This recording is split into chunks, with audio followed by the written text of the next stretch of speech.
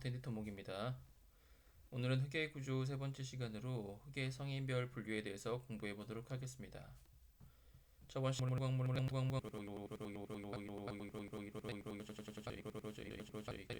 이루어져 있고 세 가지 주요 점토 광물에 대해서 미스터 킴이라고 공부를 했습니다. 카올리나이트, 일라이트, 머모릴라이트에 대해서 공부를 했고 가장 팽창성이 있고 결합력이 약한 점토가 머모릴라이트라고 했죠. 자, 기억하시죠? 그럼 성인별 분류, 흑의 생성에 대해서 분류를 한 것입니다. 먼저 정죽토와 운죽토로 나뉩니다. 운반 매개체가 있느냐 아니면 그 자리에 그대로 잔류에 있느냐에 따라서 분류를 한 것이죠. 정죽토에는 잔류토와 식죽토가 있습니다. 잔류토에는 풍화토 그리고 식죽토에는 유기질토로 식물이나 동물이 썩은 상태로 이제 흙으로 만들어진 것이죠. 유기질토는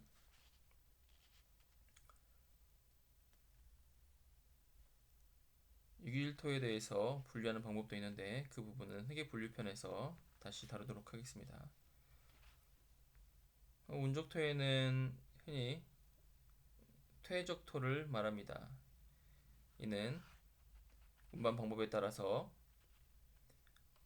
빙하에 의해서 퇴적됐느냐, 물에 의해서 퇴적이 됐느냐, 중력에 의해서 퇴적이 됐느냐, 바람에 의해서 퇴적이 됐느냐에 따라서 빙충봉풍이라고 하죠. 빙적토, 충적토, 붕적토, 풍적토가 있습니다. 빙적토에는 빙하가 있는 곳에 호상점토, 충적토에는 대부분 하천 하구 쪽에 삼각주, 그리고 봉적토에는 애추, 풍적토에는 사구와 레스가 있습니다. 그 운적토에 대한 공학적 특성을 알아보도록 하겠습니다. 네, 먼저 잔류토에 대해서 알아보도록 하겠습니다. 이는 운적토는 아니죠. 잔류토죠. 잔류토는 풍화 속도가 중력 이동 속도보다 커서 제자리에서 풍화 퇴적이 된 것입니다. 이 잔류토의 특성은 심도가 증가함에 따라서 입경이 거칠고 입경이 커지는 경향이 있습니다. 이 흙은 샌드 실트와 샌드 클레이 성질을 갖고 있고 클레이나 실트 성질을 갖고는 있지만 비교적으로 샌드 성질이 있기 때문에 투수성이 약간 모래에 가깝다고 볼 수 있고요. 일자 밀치마가 좀 더 빠르게 된다, 비교적 빨리 된다라고 볼 수 있습니다.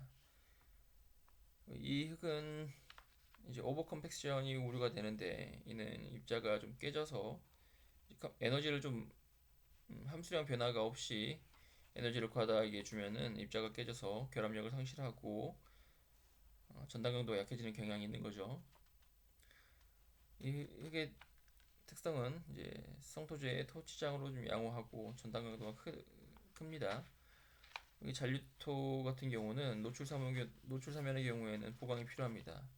풍화 속도가 크기 때문에 그 자리에서 풍화가 되는 경향이 있는 거죠. 그렇기 때문에 사면이 노출될 경우에는 보강이 필요하겠죠. 마찬가지로 그 사면이 풍화되기 쉽기 때문에 터널의 경우에 붕괴 위험이 있겠습니다.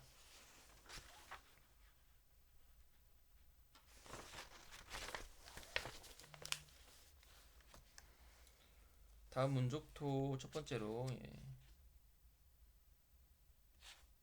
충적토를 보도록 하겠습니다.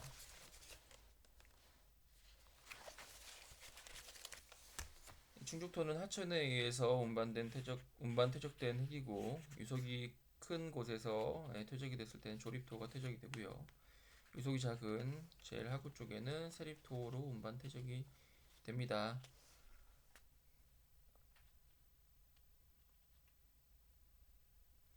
상류 쪽에는 자갈과 모래가 퇴적이 되고 하류 쪽에는 실트 점토 등이 샤리로 퇴적이 되겠죠.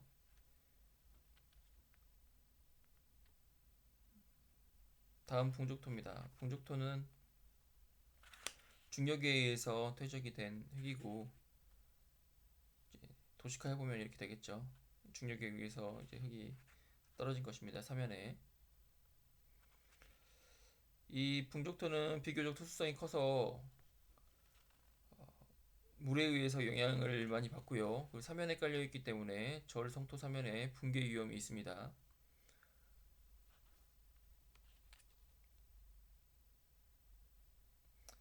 또한 물에 영향이 크다고 했죠. 그래서 이렇게 보시다시피 터널 사면 터널 골착 시에 붕괴 위험이 있고 성토 지역에도 물이 침투하게 되면 이 성토가 다시 성토난 흙이 다시 붕괴될 수 있는 가능성이 높습니다. 절토 지역에도 마찬가지로 이 사면에 붕죽토가 있을 때는 또다시 중력에 의해서 붕괴될 확률이 크겠죠. 매우 주의해야 할 흙입니다. 풍족토 같은 경우는 입경이 0.05mm 이하로 매우 작고 이 부분은 실트 정도라고 볼 수 있겠습니다. 간극이 크고 단위 중량이 작은데 점성이 없어서 연직 반영 균열과 물 포화 시 붕괴될 확률이 높습니다. 식물에 의해서도 갈라질 확률이 매우 크죠. 이 풍족토는 황사처럼 바람에 의해서 운반이 되기 때문에 정말 특징이 점성이 없고 작은 모래알갱이라고 보시면 되겠습니다. 이 흙이 퇴적되어 있는 집안에는 특징이 있는데 점성이 없어서 물이 침투했을 때 갑자기 붕괴되는 현상이 일어날 수 있기 때문에 기초 집안으로서는 정말 부적합합니다. 그래서 이 기초 집안으로 적합하냐 아냐에 따른 그런 분석을 하기 위해서 붕괴 포텐셜, 붕괴 가능성에 대해서 분석을 하는데요. 이제 안밀링에 이 풍화토를 넣고 시험을 합니다. 중량을 증가를 시키겠죠. 2kg/cm 자승으로 중량을 증가를 시키면서 이제 간극비를 측정을 하고 물을 넣고 나서 또 24시간이 지난 뒤에 간극비를 측정을 합니다. 그래서 이 간극비의 변화량이 포텐셜의 변화값이 5 이상이면 기초지반을 지반 처리를 해야 되며 지반 처리 방법에는 화학적 다짐으로 규산나트륨이나 염화칼슘으로 점성이 큰 그런 액체 같은 것으로 이제 화학적 다짐을 해줘야 되고 물 다짐을 하고 나서 확대 기초나 전면 기초로 시공을 해야 됩니다. 만약 이 풍화토의 깊이가 클 경우에는 깊게 분포한 부분을 지나서 양호층까지 말뚝 기초로 시공을 한다든지 그 풍화토 집안을 피해야 되겠죠. 자, 오늘은 흙의 성인별 분류로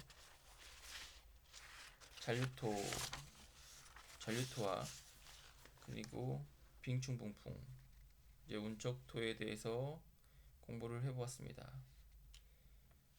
특징으로서는 풍적토와 풍적토에 대해서 집중적으로 좀 알아보았죠. 풍적토 같은 경우는 점성이 없고 물에 의해서 금방 붕괴가 된다. 그리고 풍적토 같은 경우는 침투가 크고 터널 사면에 붕괴될 우려가 큰 흙이라고 했습니다. 이제 다음 시간에는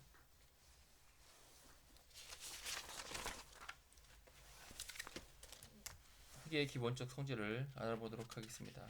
고생하셨습니다.